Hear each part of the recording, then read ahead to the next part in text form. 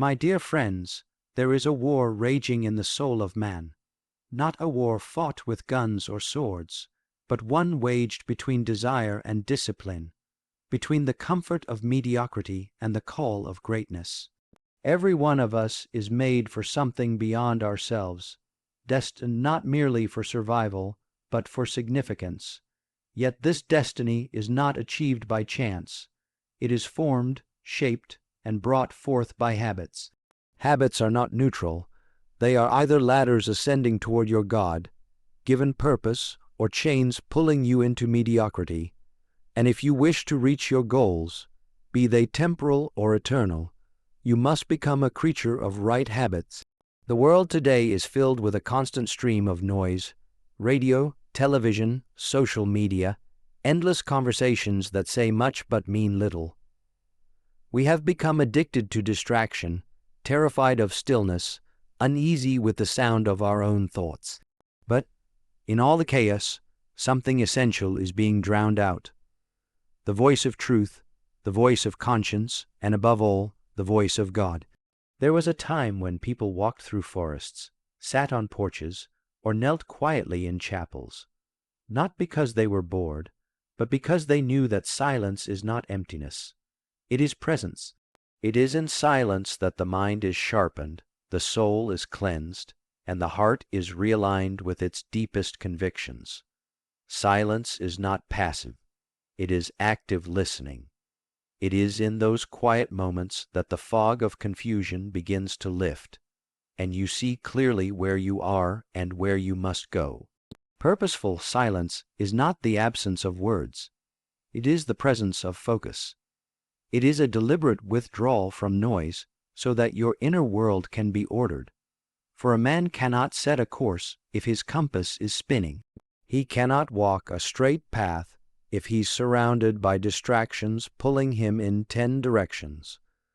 But when he is still, when he embraces solitude, not as loneliness but as formation, he begins to understand his mission. In the Gospels, even our Lord withdrew to the mountains, to the desert, to the garden to be alone with the Father. If Christ needed silence to prepare for his work, who are we to think we can accomplish anything meaningful without it? Those who achieve great goals are not those who move the fastest or speak the loudest. They are the ones who have taken time to be still, to reflect, and to listen to something beyond themselves. They are the ones who have learned to hear the gentle nudge of conscience, the spark of divine inspiration, the wisdom that comes not from man, but from God. So if you are serious about your goals, if you want to live a life of depth and not just motion, then you must cultivate silence with the same discipline that an artist prepares his canvas. Make space for it. Guard it, honor it. Turn off the noise, step away from the crowd, and allow your soul to speak. For in that quiet place, you will remember who you are, what you are called to do, and, most importantly, whose voice is calling you to it. There is a deceptive idea in the world today that success can be attained quickly, that goals are achieved through flashes of brilliance or bursts of energy. But the truth, known to every saint, every scholar, and every builder of greatness, is that there is no substitute for daily discipline. It is not the extraordinary moments that shape our destiny, but the ordinary ones, the ones we often overlook, yet repeat every day. Discipline is the quiet force that separates those who merely dream from those who actually do. It is not glamorous. It does not seek attention. It does not offer immediate rewards, but it forms the soul with every act of will. Each morning that you rise before comfort would have you rise. Each hour you dedicate to your craft while others entertain themselves. Each small promise you keep when no one is watching. These are the bricks with which you build your future. There is something deeply spiritual about discipline. It is the crucifixion of the lower self. It is the training of the will to serve the good, not the convenient. In every act of discipline, you are saying, I am not a slave to impulse. I serve a higher purpose. And in that choice, repeated day after day, you begin to change, not only your circumstances, but your very character. The disciplined man does not wait for motivation is a fleeting wind. He is anchored not in emotion but in conviction. He does not ask whether he feels like it today. He already decided yesterday. Discipline gives structure to life the way bones give shape to the body. Without it, we collapse. And yet we must understand, discipline is not rigidity, it is not joyless striving, it is rhythm, it is harmony between desire and duty. The man of discipline is not chained, he is free. Free from the tyranny of laziness, free from the chaos of procrastination, free to pursue his purpose without interruption from the noise of lesser things. This habit, if cultivated daily, becomes a habit of victory. The man who learns to govern himself in the small things will find himself capable in the great ones. The student who studies each day without fail becomes the scholar. The athlete who trains with consistency becomes the champion. The soul who prays every day, no matter how dry, becomes a saint. There is a sacred dignity in daily discipline because it is a participation in divine order. Even the Creator, in Genesis, worked with structure, day by day, until the work was finished and called good. So too must we approach our lives. No shortcuts, no detours, just the long, steady road of commitment, walked one faithful step at a time. And so, I say to you, do not despise the small effort. Do not wait for the grand opportunity. Begin today, begin with what you have, and let each day's discipline be your offering, not to the world's applause, but to the higher calling that awaits you. For it is not talent, nor chance, nor fortune that will lead you to your goal. It is the quiet, relentless power of doing what must be done, every single day. We live in an age that glorifies the complicated. More is seen as better. Busyness is mistaken for productivity, and people often wear exhaustion like a badge of honor. We are bombarded with options, distractions, and expectations from every direction. And yet, amid all this noise, the soul quietly whispers for something different, something clearer, quieter, purer. That something is simplicity, but not just simplicity for its own sake, focused simplicity. To simplify is not to diminish, but to refine. It is the art of stripping away the non-essential so that the essential can shine. Just as a sculptor removes every bit of marble that is not part of the statue, the person who lives with focused simplicity removes anything from their life that does not serve their purpose. This is not laziness, it is discipline. It is the deliberate narrowing of your energy to one clear aim. A man with too many goals achieves none. A mind divided cannot think deeply. A heart split in too many directions will fail to love well. Focused simplicity is about choosing fewer things, but doing them with excellence and intention. It is about silencing the 100 voices that clamor for your time and attention and listening to the one voice that speaks truth, the voice of your purpose. When you begin to live simply, something miraculous happens. Time expands, clarity returns. Your days are no longer consumed with reacting to everything around you. Instead, you become proactive. You act with meaning. You work with direction. And most importantly, you begin to feel peace. Not the peace of inactivity, but the peace of alignment. There is spiritual power in this habit. Christ himself, though Lord of all, lived simply. He walked on foot. He spoke with few words. He traveled light. And yet, he changed the world. His focus was singular, to do the will of his Father. Everything else, even the crowds and the miracles, were secondary to that mission. So, too, must we decide what matters most. What is your goal? What are you truly here to accomplish? When that becomes clear, everything else becomes negotiable. You begin to say no more often, not out of rudeness, but out of reverence for your calling. You declutter your schedule, your mind, even your environment, until your whole life begins to point in one direction. This is not just efficiency, it is holiness, for the soul was not made to live in fragmentation. It was made for unity, for purpose, for meaning, and let us not forget, simplicity is not poverty, nor is it lack. It is richness of another kind. It is being full of what matters most. A simple life, lived with focus, carries more strength than 1,000 scattered days of ambition without aim. So I urge you, if your days feel heavy, if your mind feels cluttered, if your progress toward your goals feels slow, begin with this habit. Ask yourself, what is weighing me down that I do not need? What am I doing that does not serve my purpose? What can I release so I can return to what truly matters? Because in the end, it is not those who carry the most who reach the summit. It is those who carry only what is necessary.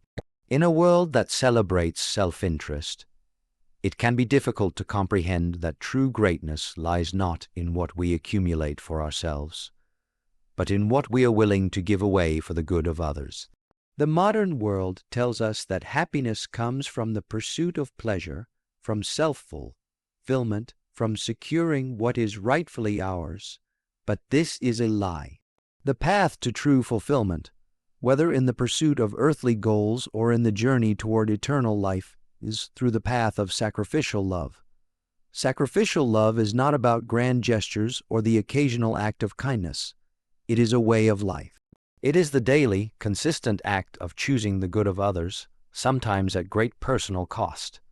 It is the willingness to give of yourself, your time, your energy, your resources, even when it is inconvenient, when it goes unnoticed, and when it seems to yield little in return. The world calls it sacrifice, but in reality, it is the ultimate freedom, for it is in giving that we receive. This principle, rooted in the heart of the gospel, is the very pattern of Christ's life. He gave himself entirely, his time, his wisdom, his strength, and ultimately his very life, for the sake of others. He did not ask what he could gain, but only what he could give, and in giving everything, he found the fullness of life. The paradox of sacrificial love is that in surrendering our personal desires for the good of others, we discover a deeper joy and purpose than we could ever find by pursuing our own ambitions. This habit of sacrificial love is not reserved for grand acts like martyrdom or heroic deeds, but is woven into the fabric of everyday life. It is in the quiet moments when you put aside your own desires to listen to a friend, when you give up your time to help someone in need, when you offer forgiveness even when it is undeserved. Sacrificial love is not about what the world sees. It is about what God sees. It is a love that asks for nothing in return because it is a reflection of the love God has for each one of us, an unconditional, self-giving love that does not keep count of wrongs, that does not seek its own advantage, but seeks only the good of the other.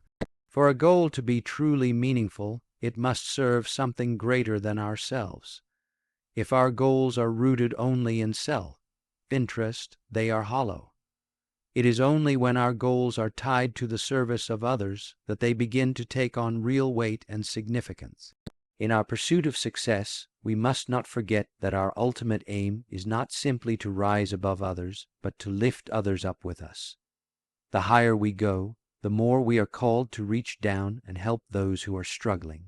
The habit of sacrificial love teaches us that our worth is not determined by what we accumulate or the recognition we receive, but by how much we are willing to pour out for the good of others.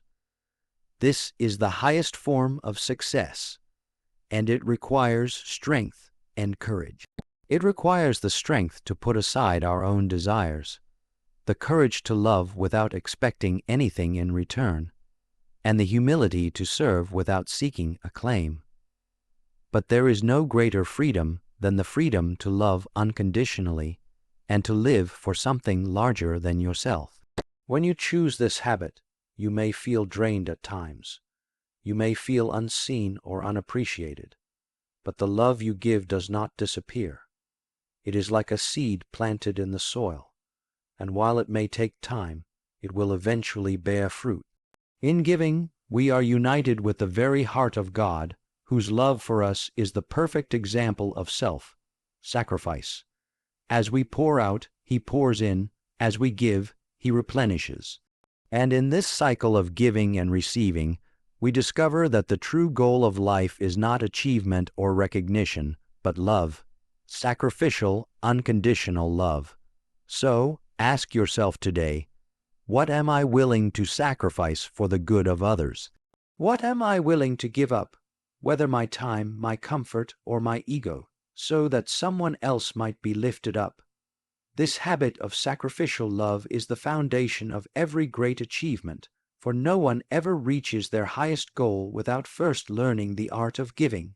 True greatness is found in serving others, and when you make this habit a part of your daily life, you will find yourself walking a path toward a goal more noble and fulfilling than anything you could have ever imagined.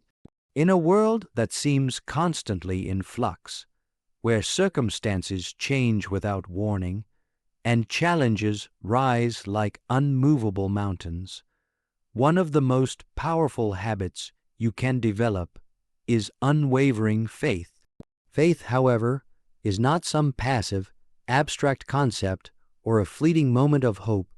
It is a deep-rooted trust that stands firm in the face of doubt, a conviction that holds strong despite the storms of life. It is not merely believing when things are easy, but believing when everything is falling apart.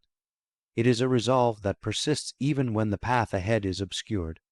Unwavering faith is not the denial of struggle or difficulty, nor is it the simple wish that things will get better. It is the confidence that, no matter how dark the hour or how fierce the battle, God is present and His promises remain. It is the deep assurance that He will never abandon us, even in our most desolate moments. This faith does not require perfection. It does not demand that we never waver or question, but it calls us to press forward with the unshakable belief that, in the end, the victory belongs to the faithful. Faith, in its truest form, is a choice to believe, to trust, and to act even when every outward sign would suggest otherwise.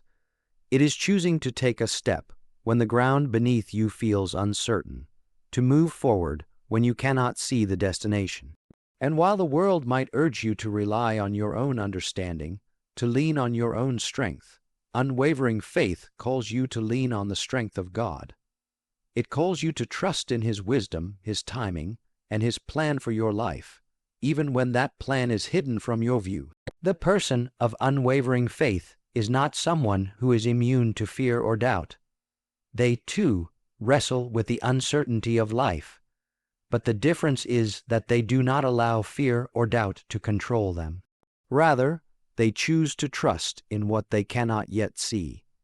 They know that God's presence is not always felt, but it is always promised. They understand that faith is not the absence of questions, but the presence of conviction that there is something greater than what the eyes can perceive. In the Scriptures, we see countless examples of unwavering faith. Abraham, who left the comfort of his home to follow God's call into the unknown. Moses, who stood before Pharaoh and the Red Sea with nothing but a promise of deliverance.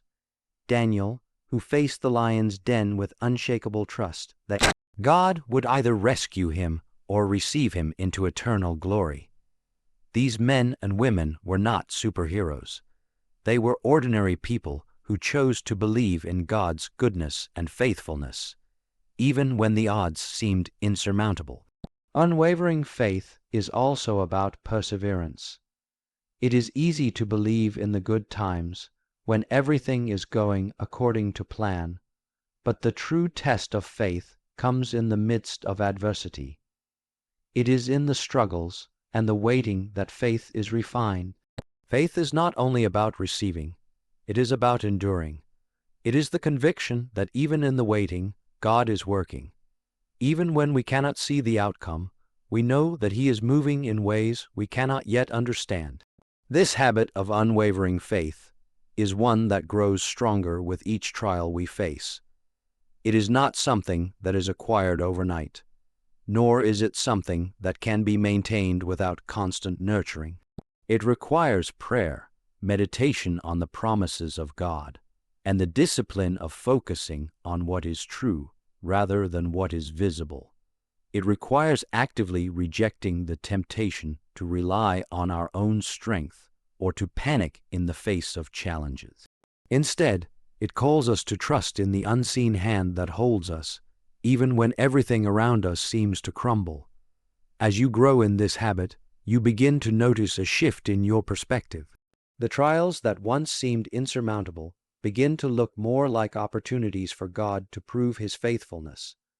The obstacles that once caused you to fear now become stepping stones on the journey to greater faith and greater dependence on God.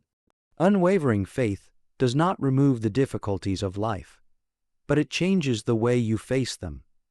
It transforms the struggles into lessons, the setbacks into comebacks, and the waiting into preparation. In the end, unwavering faith is not just about believing in a favorable outcome. It is about trusting that, no matter what happens, you are in the hands of a loving and sovereign God who works all things for your good. It is the belief that your life is not a random collection of events, but part of a divine plan that is far greater than your understanding. So, as you walk this path toward your goals, remember that unwavering faith is the steady anchor that will hold you firm when the storms of life threaten to pull you under. It is the quiet strength that will sustain you when the road ahead is unclear. And it is the conviction that, no matter how difficult the journey, God is with you and His faithfulness will see you through. You are not just building a career. You are not merely chasing success. You are forming a soul, an eternal soul, and every habit you choose is either preparing you for the goal or pushing you away from it. Choose the habits of the saints, the heroes, and the finishers.